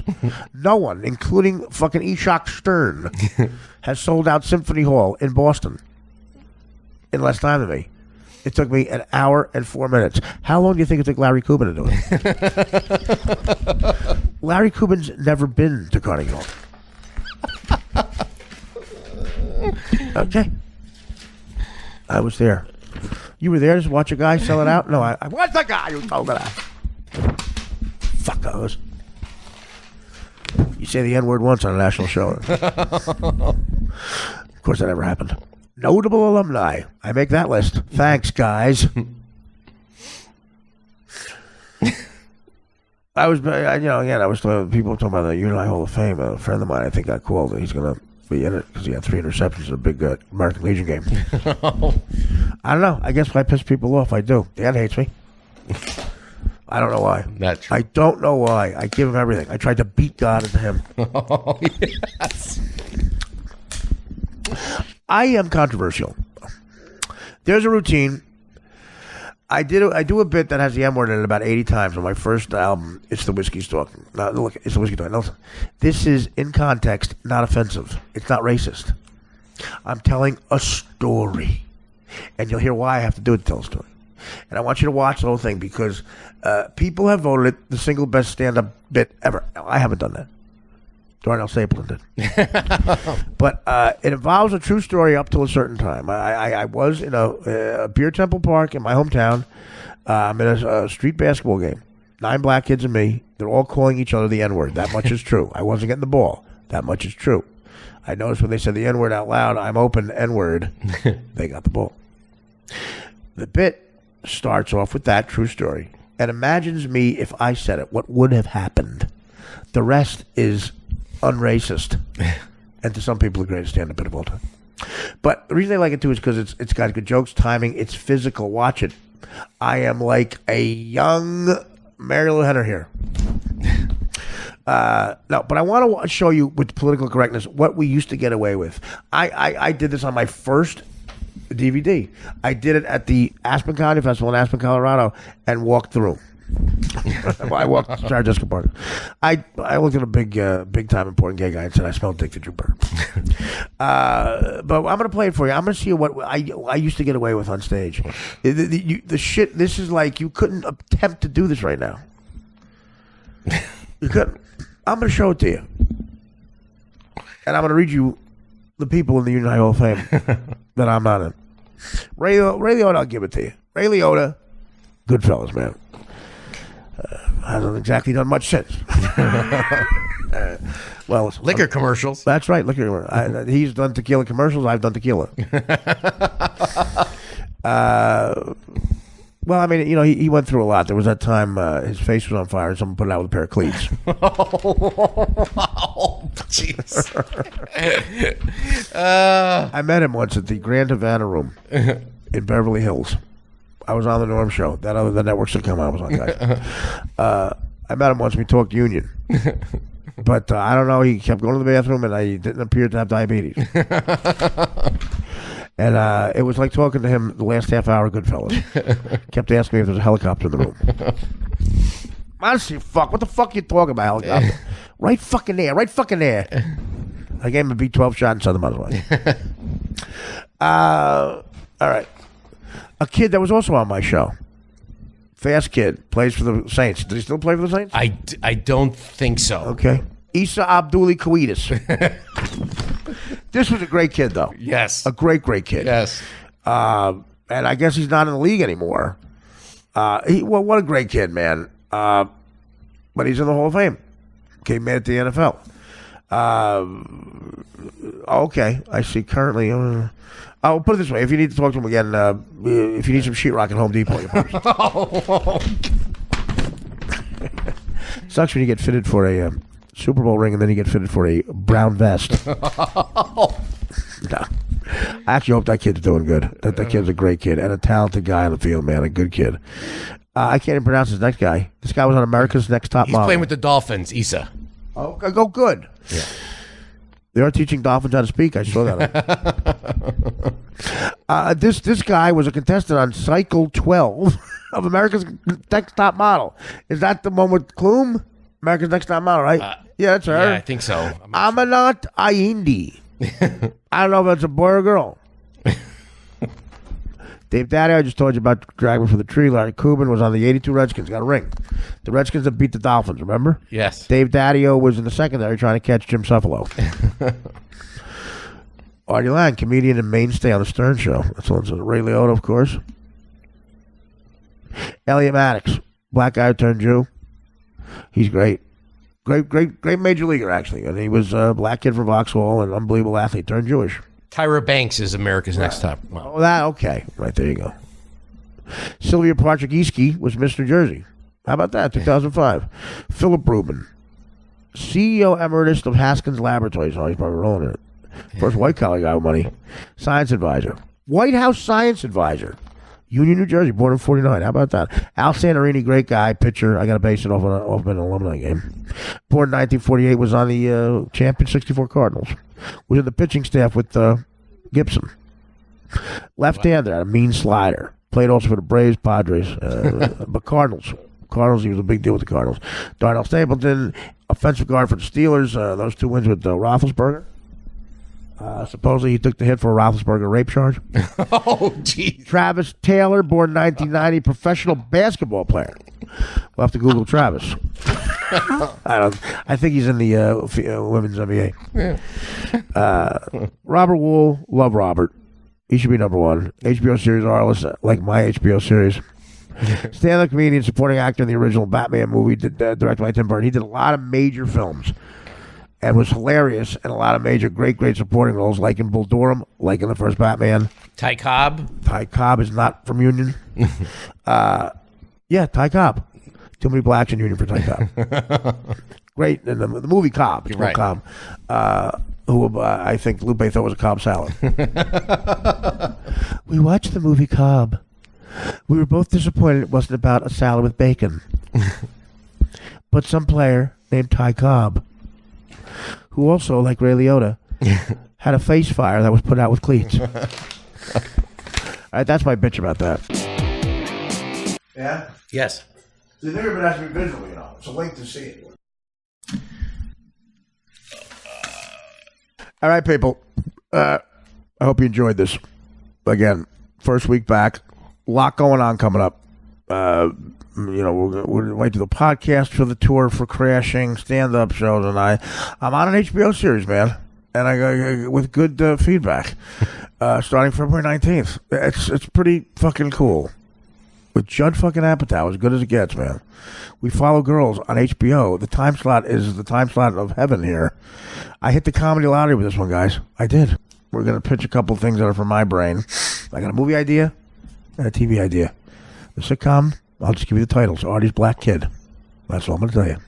Artie's Black Kid. And if you think that title is offensive, you should have heard my first choice. Second title, movie, Santa Claus Jr. That's all I'm saying. Rated NC-17. Think techno on Molly scene with me fucking a midget. Oh. And I have to take an elf to Planned Parenthood. It's a female elf. I'm not even kidding about those two projects, which I'm hoping to launch off the base that is Crashing. And Judd Apatow on HBO. Thank you, Pete Holmes. Thank you, Judd, and HBO. It's an amazing opportunity. Dan against Silent. He's so jealous. We have to do something about it. A bulletin has just come across the newsroom. What? Charles Manson's been rushed to a hospital. Oh, yeah? Yep. Why rush?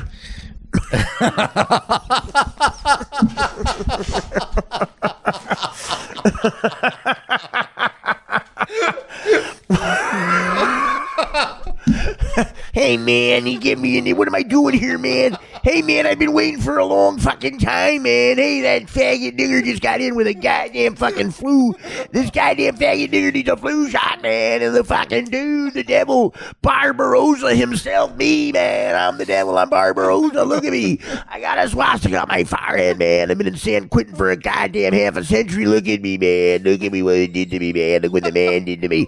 Where the fuck is that fucking Patricia Prinkwinkle? Where is she, that Crinkwinkle motherfucker? Squeaky Fromm. She fucking ruined the whole goddamn Gerald Ford assassination plot. Squeaky Fromm, you dicklick cunt. They all turned on me. The Charlie spell ran out. Where's Tex fucking Schreiger? What's his name? He fucking wrote the wrong word in blood, you piece of shit.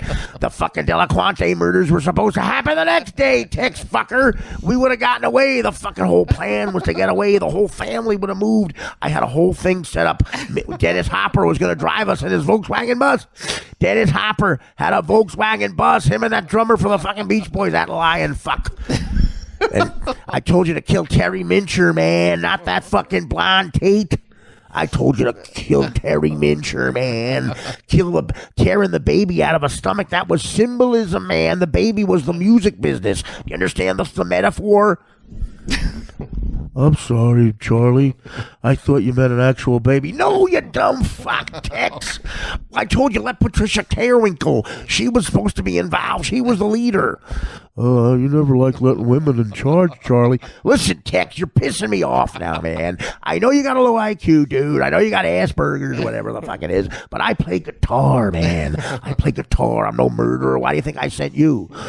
I know you play guitar, Charlie. You played for me the other night. That's not what I'm talking about, man. I'm not talking about doing blow and smoking fucking Barry Jane at the goddamn compound, man.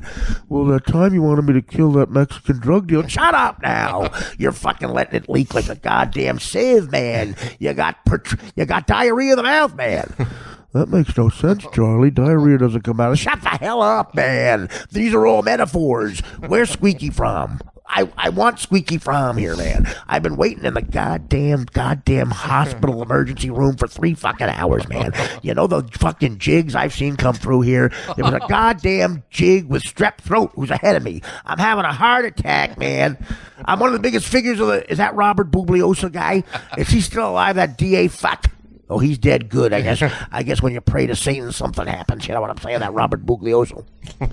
I don't trust the fucking guys who drove the ambulance here, man. They're both fucking niggers, man. The race war's gonna start. It's starting right now. It's about 50 years after I thought it would start. Is Dennis Hopper alive, by the way?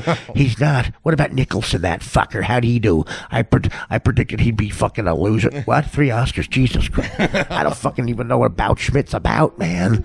I said About Schmidt? It's about nothing, man. Did you get any Geraldo Rivera, that son of a bitch? He gave me the old the switcheroo. He told me it was going to be a fluff piece. A fluff piece. Calls me a moron. Calls me, doesn't say, you're not scared of me, Geraldo. How about now, man? See this thing on my forehead? That ain't a Jew star, man. That ain't a goddamn thing the chinks throw. That's a fucking swastika, man. Do you understand what that is? The second fucking race war starting, and I'm Hitler, dude. I'm Hitler.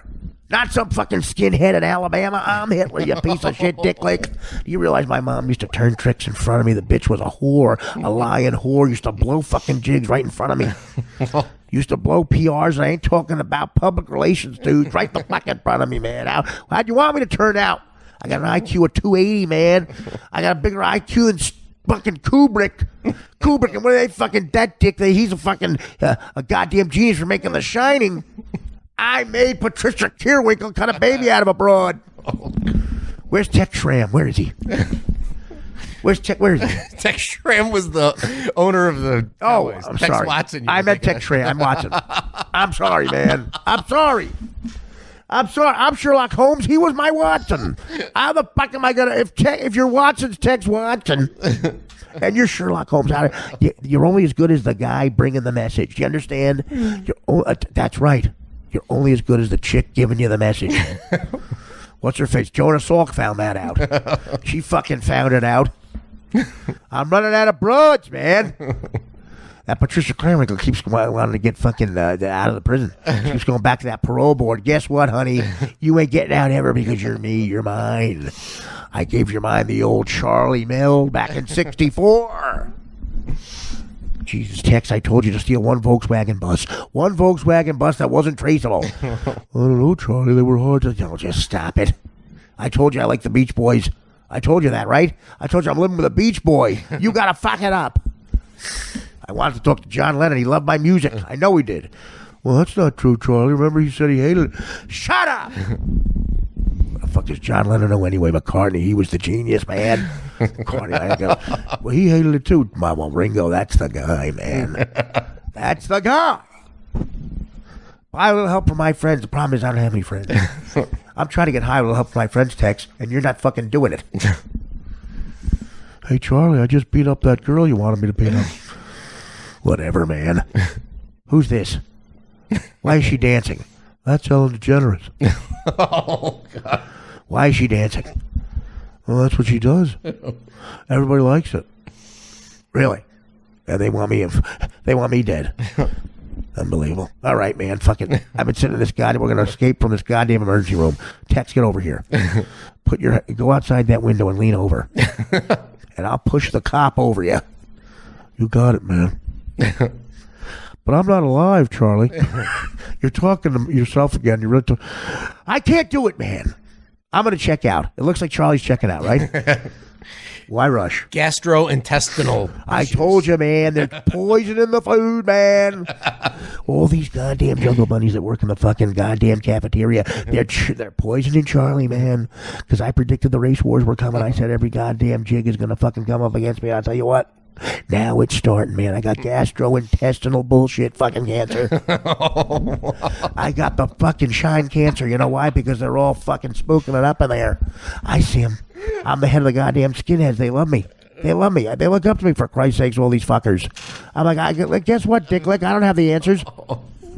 I'm the goddamn Bob Dylan of racism. Come gather around people wherever you roam and get the fuck out of my face. Charlie out. Why rush, baby? Why rush? Unbelievable. How old's Charlie Manson? It's got to be 80. Yeah, I think so. Well, there you go. Dying art liberals. You ready? Not everybody's right. Not everybody's all wrong. I have a little bit of that, a little bit of this, and a little bit of help from my friends.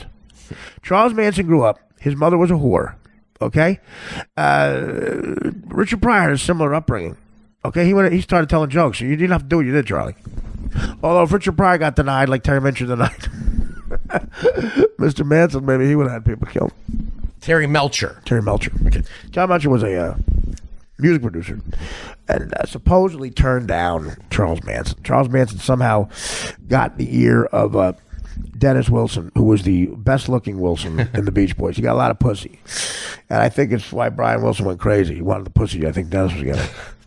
The story is Dennis fucked the chick Brian liked, who knows. All of a sudden, Brian does the wrong kind of acid and moves into his living room that's filled with sand. Brian does the wrong kind of acid one day, fills his living room with sand and a piano, and stays in there bare feet for 6 years. Catatonic. But guess what he does right before he goes catatonic? Writes an album called Pet Sounds. Figure that the fuck out. Genius.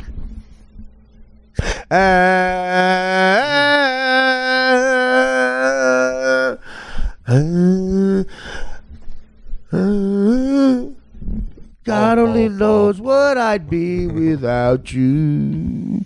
Great tunes, man. Great tunes. But a lunatic. Charles Manson, one of the last guys, he outlived Hopper. Yeah. Dennis Hopper's dead, right? Yes. Outlived Hopper. Anyway, so great story, Manson, for you young kids. Great story. It is. Well, it's a great story.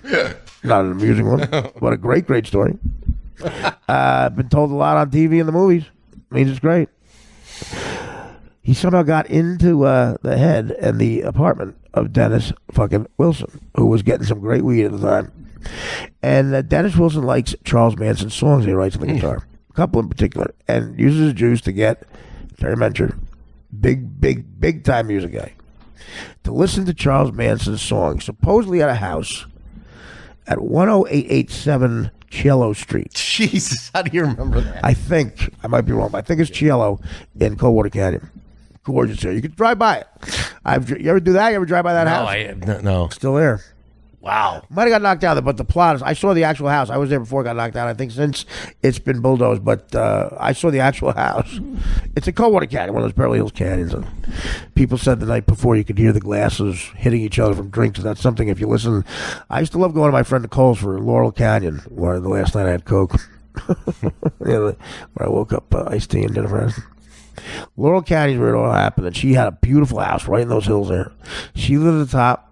Kathy, what's her face from the Drew Carey show? The hot chick from Drew Carey. She was one of her roommates. Well, she lived in the middle thing, and a chick who was one of the presidents of ABC lived in the bottom. So it was all a woman's Gloria Steinem type of place. 3 separate condos that they all owned, and one rented. Nicole rented when she was on Man TV. She had a couple of great parties, and like I say, I muscled my way in there one night with Coke, and I did it off of a CD while I listened to Me and Mommy McGee by Janis Joplin. Sang it out to Laurel Canyon. And she got complaints, I think, from Jennifer Aniston. I think I yelled out, "Is she Greek?" Because her first 4 letters are anus. Oh. That type of humor is going around. And I think Nicole was with a gentleman that night. I don't know what was happening, but he came out and he was very puzzled. I offered him some blow and he said no. And I think that was Michael Eisner. Oh. It wasn't Michael Eisner. Okay. Jesus, Dan, what are you becoming? I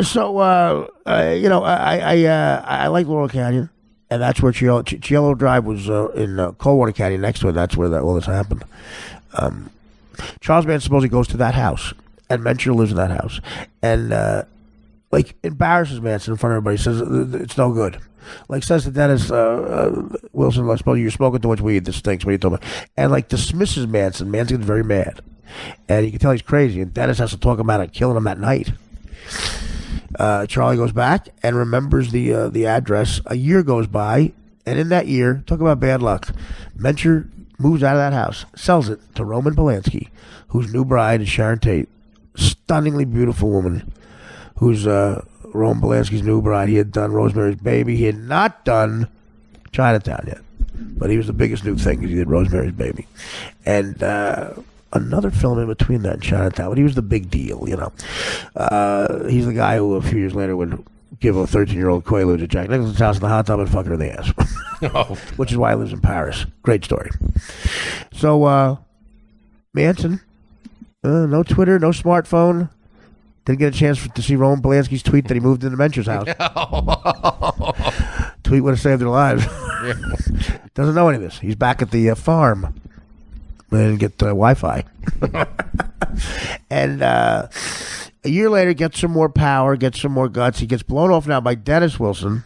Throws him out of the house because Dennis Hopper, who was friends with Dennis Wilson, not as famous obviously at that point, goes on a beer and weed buying run with Charles Manson while they're partying at Dennis Wilson's house.